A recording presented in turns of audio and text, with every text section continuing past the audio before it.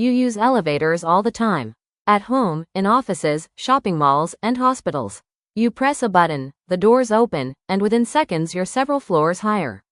It feels completely normal, but have you ever stopped to think about what's actually happening behind those doors? How can a machine lift several people and tons of metal so smoothly? And how does it move up and down with such precision every single time?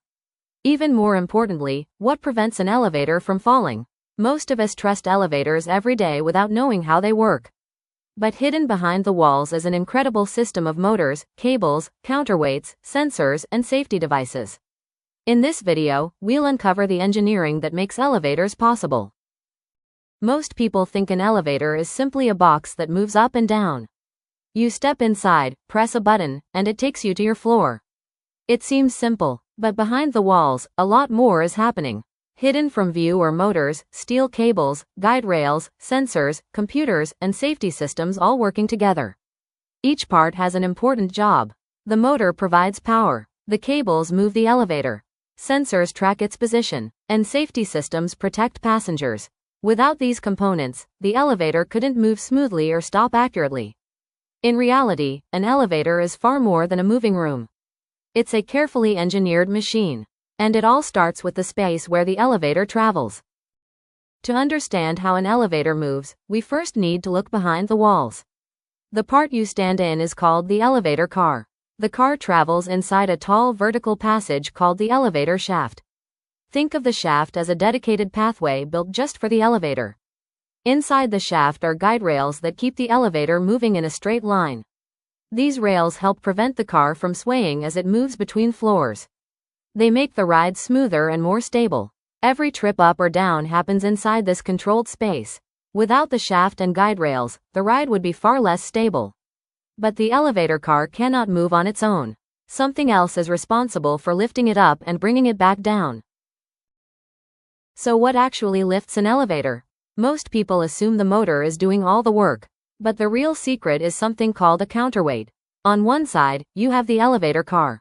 On the other side, there's a heavy counterweight connected by steel cables. As the elevator goes up, the counterweight goes down. And when the elevator comes down, the counterweight moves up. This balancing system does most of the heavy work. Instead of lifting the full weight of the elevator, the motor only needs to move the difference between the elevator and the counterweight. This makes the entire system much more efficient. That's why elevators can move smoothly while using much less energy than you might expect. But if the counterweight does most of the balancing, what exactly is the motor doing? Now let's look at the part that actually makes the elevator move, the motor. The motor is usually located at the top of the elevator shaft. It's connected to a large pulley and strong steel cables. When the motor turns the pulley, the cables begin to move. As the cables move, the elevator car rises or falls inside the shaft. At the same time, the counterweight moves in the opposite direction.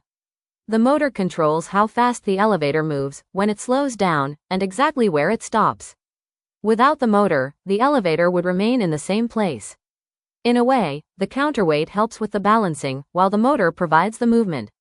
But here's something surprising. Elevators use far less energy than most people imagine. You might think that lifting an elevator several floors requires a huge amount of energy. But thanks to the counterweight, that's not usually the case. Remember, the counterweight already balances much of the elevator's weight. This means the motor doesn't have to lift the entire elevator from scratch. Instead, it mainly works to overcome the difference in weight and keep the system moving. Think of it like a balanced seesaw. When both sides are close in weight, only a small force is needed to move them. The same idea helps elevators operate efficiently every day. That's one reason elevators can carry heavy loads without using as much energy as people expect. But moving efficiently is only part of the challenge. How does the elevator know exactly where to stop? Moving an elevator up and down is one thing. Stopping at exactly the right floor is another challenge. To do this, elevators use sensors and a computer control system. As the elevator moves, the sensors continuously track its position inside the shaft. The control system always knows where the elevator is and where it needs to go. When you select a floor, the computer calculates when to slow down and stop. As the elevator approaches the destination, the motor gradually reduces its speed. This allows the elevator to stop smoothly and line up accurately with the floor. All of this happens in just a few seconds. But what happens if something goes wrong? What prevents the elevator from falling? Many people have the same question. What if the cable breaks? Would the elevator fall? The answer is no. Modern elevators are designed with multiple safety systems. First, they use several strong steel cables instead of just one. Even if one cable is damaged, the others can still support the elevator. But there's another layer of protection. A device called a governor constantly monitors the elevator's speed. If it detects excessive speed, it automatically activates safety brakes. These brakes grip the guide rails and stop the elevator. That's why elevators are considered one of the safest forms of transportation. But modern elevators don't just focus on safety, they've also become much smarter. Modern elevators do much more than move up and down. In a busy building, there may be several elevators operating at the same time. A computer system constantly tracks where each elevator is located. When you press a button, it decides which elevator can reach you most efficiently.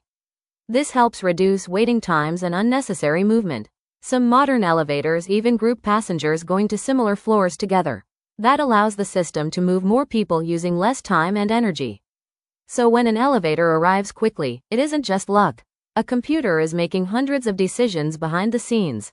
And when you combine smart controls with motors, counterweights, and safety systems, you get the modern elevator we use every day. An elevator may look simple from the outside, but a lot is happening behind the walls. The elevator car moves inside a shaft, guided by rails that keep it stable. A counterweight helps balance the load, reducing the work the motor needs to do. The motor turns pulleys and cables to move the elevator up and down. Sensors and computers make sure it stops accurately at every floor. And multiple safety systems protect passengers if something goes wrong. All these parts work together seamlessly every day. In fact, thousands of tiny calculations and adjustments happen during every trip. So the next time you step into an elevator, remember that you're riding inside a carefully engineered machine. It's far more than just a box that moves up and down. There's always more to discover. Like, share, and subscribe to Beyond Basics for more fascinating videos made simple.